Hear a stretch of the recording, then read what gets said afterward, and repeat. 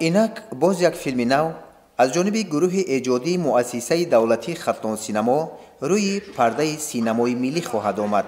филми нави кӯтоҳметражи гурӯҳи эҷодии хатносинамо «Бозгашт» ном гирифта, замонавӣ дар жанри фоҷиа ва мазмуну характери тарбиявиро доро мебошад. 3 сол пеш дар ҳамин рӯз духтари ман ҳамроҳи ҳамсинфонаш аз мактаб ба хона меомад.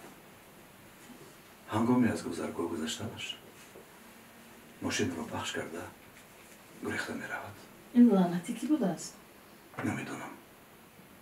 ин лаънати ронанда агар нагурехта сари вақт ӯро ба беморхона меовард, шояд ба духтари ман ин аҳвол рӯй намедод. дар филм ҳунармандони шинохтаи театру кинои тоҷик маҳмадалӣ маҳмадов, назирмат мусоев, савринисо қурбонова, мухпайкар ёрова даъват шудаву нақшҳои асосиро иҷро менамоянд ва боварӣ аст ки ин ҳамкории ҳунармандони касбӣ барои ҷолибу диданӣ офаридани филми «Бозгашт» мусоидат хоҳад намуд. куҷо ин қадар саросемаӣ?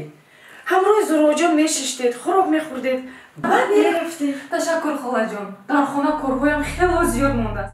филмофарон барои сабти филм манзараҳои ноҳияҳои хуросону кӯшониён ва шаҳрҳои бохтару левакандро интихоб намуданд ва ба иттилои эҷодкорон сабти наворҳо қариб анҷом ёфтаву имрӯзҳо ба танзими садову ороиши компютерӣ машғул мебошанд.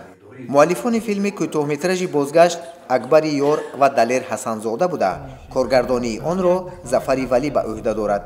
Баҳриддин Эмомиддин Фирӯз Қурбонов, вилояти Хатлон, махсус барои барномаи таҳлилии хабарии «Иттилоъ».